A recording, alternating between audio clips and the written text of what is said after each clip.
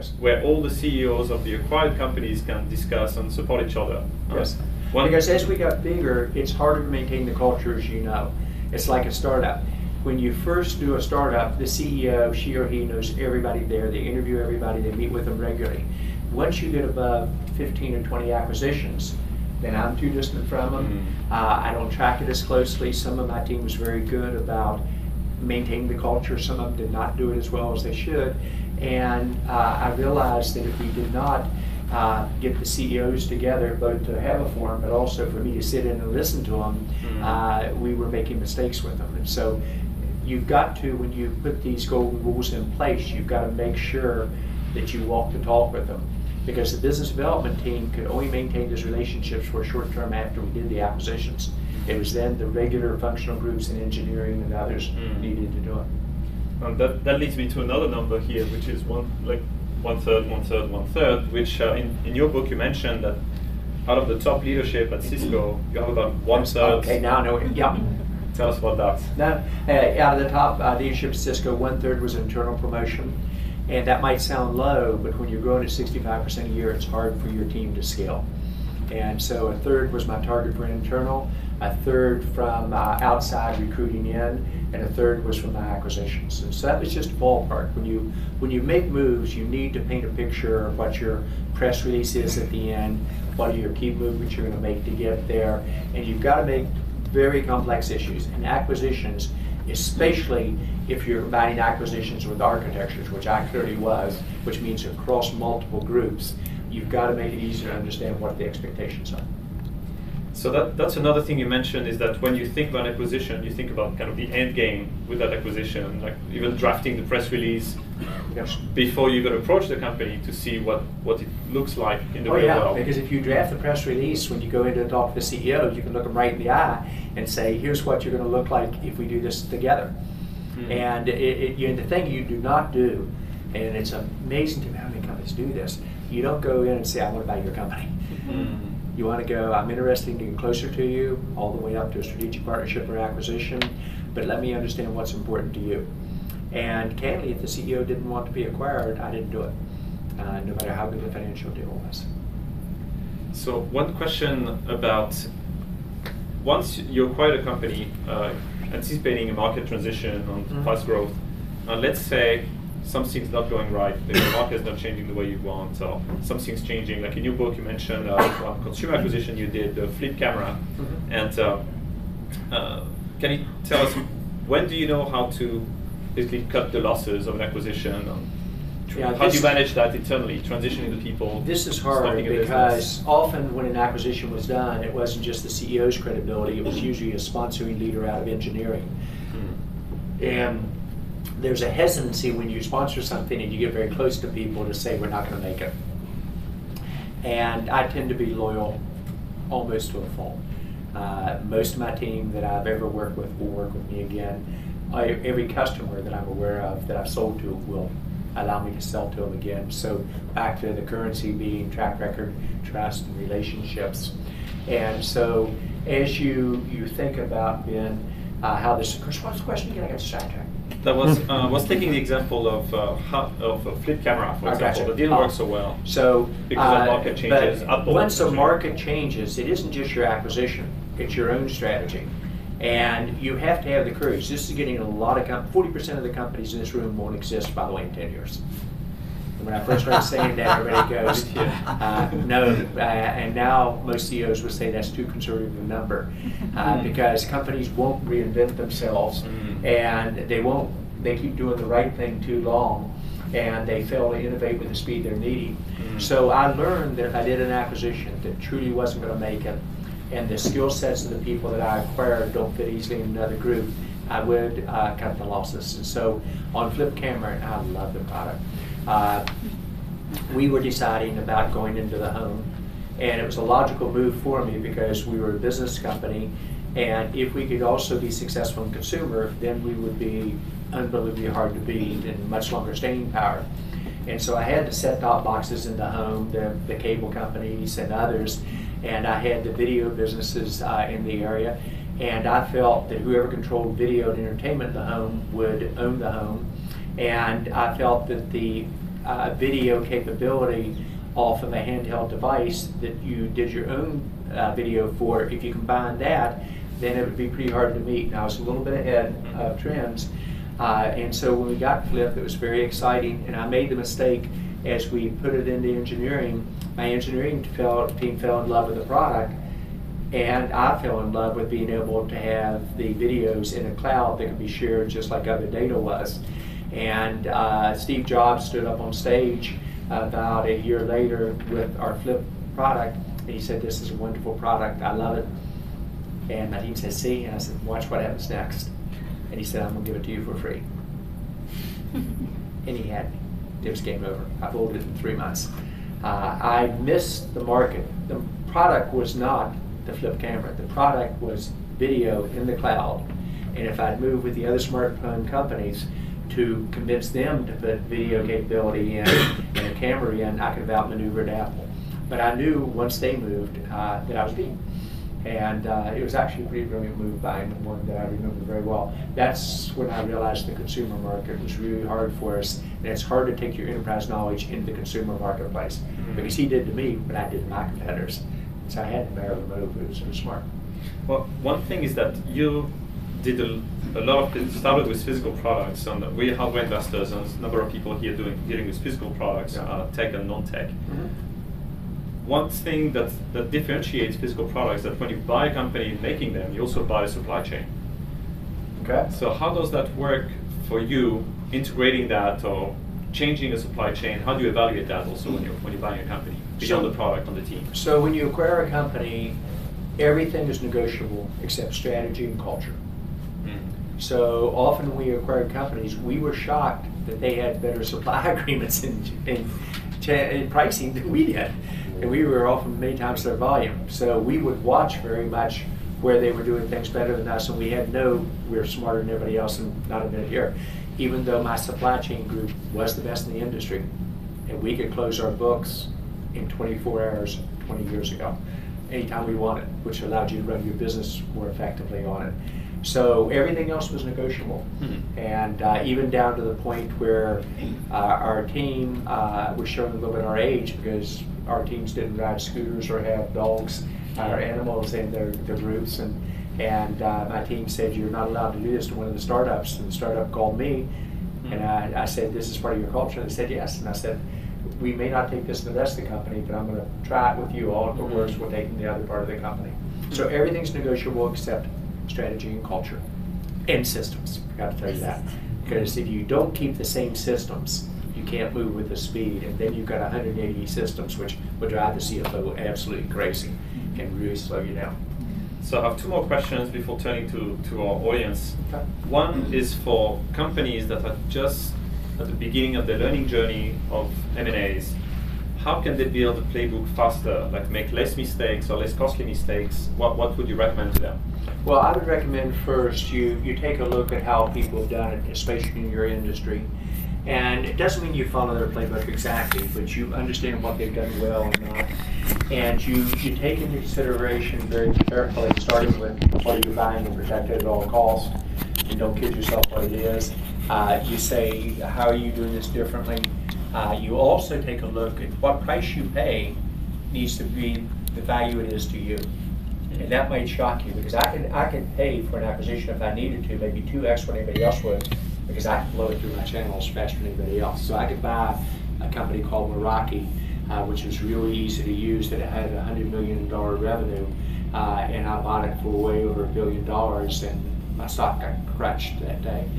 By the way, less than 2 years later, we had $1 billion run rate on it. So I could really blow through the channels. It was a really good product with ease of use and capability.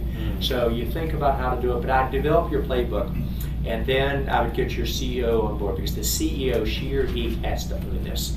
If you try to do it with operational leads or worse, business development owning it, if it works, the CEO is going to take credit for it. If it fails, he's going to shoot you. And so you've got to get the ownership in there in terms of the approach. And if your leadership won't take ownership, don't do the deal. Don't do the deal. And next to the CEO is the CFO you want to get closest to. Actually have like I know. front row of CFOs Yeah. who just spoke. And not just kissing up. Being- I didn't do any move that Larry being the Carter did not realistic, want to do himself. being the realistic and sometimes the bad cop on deals versus Oh, yeah, kind of but- optimistic CEOs. Yeah, and Larry and I would actually switch roles Hmm. deliberately. He was my bad guy when I wanted him to be, and I was his bad guy when he wanted me to be. So I joined at the hip with the CFO. I was lucky, and he's the best CFO I've ever seen. Kelly Kramer might get there. She's very good too, the current CFO of Cisco. So the last question before turning to your audience is that now you've changed roles. So you stepped away from Cisco operations a few years back, and now you're actively investing, advising startups, and you have about 15, 16 in your portfolio. 16. And so what, you're kind of the other side of the table now, advising founders how to deal with corporates potentially for exits on IPOs, M&As. So what do you tell them? Okay, so this might shock you. The first thing I tell them is I don't want you to be bought. And my position has changed. For venture capitalists, your cleanest exit is by far and away being acquired. And for the majority of startups, probably in excess of 70%, their preferred way of exit is to be acquired, and they actually build the company for it. First, when I acquired companies, I wanted to acquire companies that wanted to be built to last, not somebody who was building it to get bought and then they're gone and the people leave. But the second issue is my goals in life have changed. At Cisco, my role was to grow Cisco and to make us the powerhouse in our industry and to drive our culture and our direction across the world. Now with startups, my goal was job creation. Many people don't realize that if you believe what I said earlier, and I clearly do, that 40% of the companies across America and the large group will not exist in a decade, and you believe that artificial intelligence will be one of those technologies that isn't going to have a long period where everybody gets excited and then it doesn't take off. I think it's going to take off much faster than people realize, and it, with machine learning and automation, is going to destroy 20 to 40% of the jobs that exist today. Not just the taxi drivers, the truck drivers, everything from call centers to bank tellers to TV announcer everything. in China that's based on AI just came out. Yeah, it's amazing how quickly it's going to change. So you all can do the math. If you've got to generate 25 million jobs in the next decade, and then you're going to destroy somewhere between 10 and 20 million jobs, you've got to generate 35 to 50 million jobs. To back into that number, if the large companies and governments don't add headcount, I hope the governments don't because they're already too big and they're draining on the system, then it says your startup engine has to play at a whole different level. IPOs are the tip of the iceberg on a startup engine. You know the percentages way under 1% ever make it to IPO, but it's a very good indication of how much of the iceberg underneath the water and how healthy it is or is not. So during the 90s, when I had the honor to be at the White House with President Clinton, when we announced the information age, and President Clinton was on one side, and Al Gore, who invented the internet, was on my left. And I was the business lead on it. I was scared to death. And we talked about how this technology was going to change everything. And we went way out on the limb, saying it was going to generate jobs, it would destroy jobs, it would generate jobs, it would change the average income in the country. And at first, most people didn't even understand it would destroy jobs, and almost nobody believed it would generate the opportunities. During the 8 years that followed, the GDP grew 34%, 22.5 million jobs were created. Last time America got a sustained raise, the average household income in America went up 24%.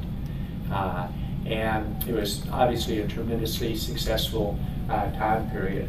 And so if at that time there were 400 to 700 IPOs per year, the lowest was 4, the biggest was 700, I think 40.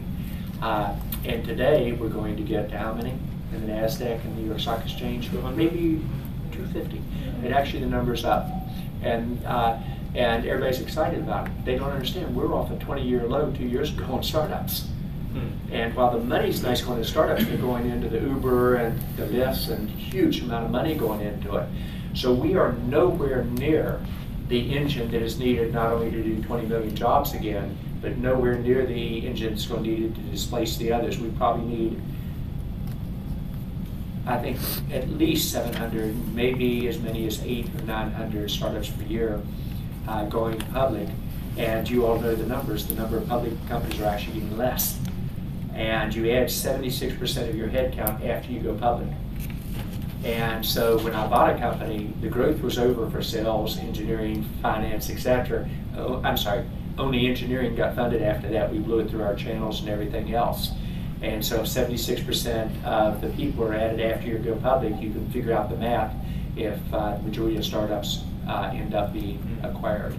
So that's my challenge, and then to even make it kind of more fun, I'm going to try to do it across all 50 states. I'm going to probably take 7 or 8 on my own, so I spread my startups. If I were just trying to make money, I'd just do it in the Valley. And my goal is 40% growth in headcount per year in the startups. You know what that means? It means you've got to at least get 50 to 60% revenue growth as you go forward. And then I have fun with people, and people say, well, that can't be done. I said, well, France did it. I mean, France from 140 companies per year being venture capped to 743, and India is doing it. Tell me again why we can't do it in this country. So I'm after now the startups going public, purely because I worry that we're going to leave behind the central part of the nation, the southeast, and it's going to become a have and have not country with the voting that you think is crazy now. It'll get worse. You'll get a digital divide, and there'll be a huge backlash. That's a big mission. It's fun. It's fun, you know, changing the world, and I had a chance to influence it once, and this time, the good news is I've developed the trust of most government leaders, Democrats and Republicans, and seeing what we can do together. I actually like Nancy Pelosi a lot. We get along great. I love Kevin McCarthy. On those words, let's turn to our audience. So I think we have a microphone somewhere. I've got it here. Here's what I would do. And this is always fun because many of you, one of the things that I look at for leaders, especially the CEOs of startups, I teach them how to do vision and strategy. Most of them get that. How to do, develop, recruit, retain your management team and turn them over, and I coach them very heavily on that, but they instinctively understand it. Many of them don't realize how important communications is. And if you want to know how important communications is, just ask the CEO of United when there was an issue with a person on a plane and he misread social media by just one error, and it probably took $1 billion out of their effectiveness in terms of their net worth. Or just ask Wells Fargo, where in social media they probably should have seen, if they were watching just Twitter alone, 116 instances of bogus accounts 3 years before it became known. And so communications becomes key, but culture is perhaps the most important one of all that the startups struggle with.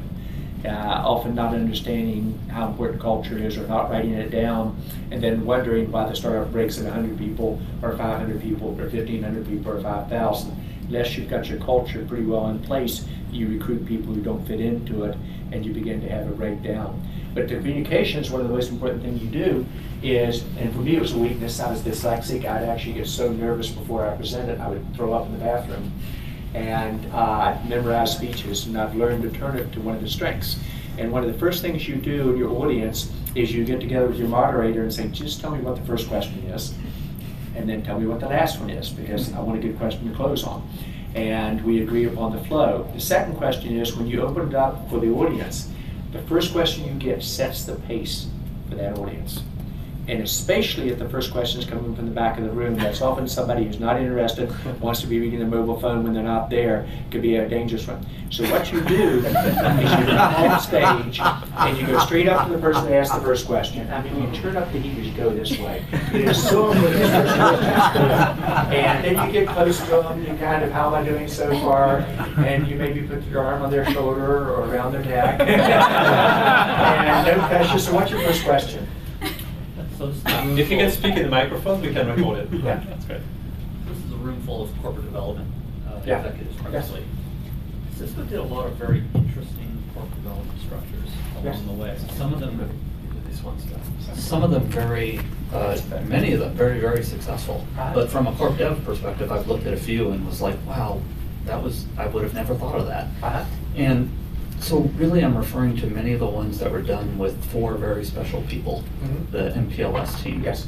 Can you just reflect on that time and some of those transactions, and kind of, it's a very open-ended question, you know, anything you learned from that, or kind of go through that thinking? Sure. So we were very willing to take risks that others were not, if we could figure out how we could make it successful. And with one of the areas, everybody got acquisitions. They understood that. And so after about 5 years of doing acquisitions, people understood how to do that. We tried internal startups, and they failed at first. And then over a period of about 10 to 15 years, we got better in certain elements of that. We started to do strategic partnering, which worked out well for us. Then we began to use investments, and we invested $2.1 billion into startups, because then we could track them and we had a better idea of how that startup was doing when we would acquire them. But then we did something that you're referring to called a spin-in, and it was one of the more controversial moves we made. We basically would take a team of engineering, that group had worked together, that had a very good idea on what we could do next, and often I helped to contribute to what that idea might be, and we'd spin them out with them having a percentage of ownership of the company. They could take a couple dozen of our team internally, and they would cherry pick who would go over, and then they'd recruit like a startup would, because if you do these startups, you've got to be paying probably $1 million, $2 million if the company's successful with the people you recruit, which you can't do on an internal issue as well. And then only if they hit their goals, and if they didn't hit their goals, we wouldn't buy them, or the price dropped. So we'd agree upon the price at the beginning in terms of revenue, time to market, margins, etc., and then spin it back in. And to the best of my knowledge, I don't know if anybody's ever done that, but we did it 4 times. And I did it with the same team. They call it MPLS. It's a play on words. It's Mario, Prim, Luca, and Sony. And it was our most successful acquisitions. It had the highest return of any of them. So they not only built $7 billion products for me, 4 of those were on spin-ins that worked. It's controversial because you can imagine with a new company that people left Cisco, now they're back 3, 4 years later, sitting beside, they made $5 million. This person's made $125,000 per year, equal talent. And this is where culture played a huge role. We accept outsiders, we take risks that others are not. If it helps Cisco stock, the majority of the people should be comfortable with it. But it was still controversial inside. Some people didn't like it. But the reason we were number 1 in almost all our product categories is we did things others were not doing. And as long as it was right for the company and right culturally and ethically, we did it. So it was one of the more unusual moves. Others struggle with it a little bit. If I get a chance to run that play again, I sure would again with my startups.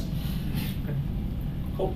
We have time for more questions, so we have the dangerous back row. But by the second question, he's already got it. He knows what's happening. And so I would normally throw this back there, but I don't want to repeat it. I'm worried about being short and hitting you in the head on it, throwing it back here, or hitting you, sir. So also a bit of an open question. How do you deal with people that don't agree with you? When you're moving so quickly, you've got to convince your board of directors,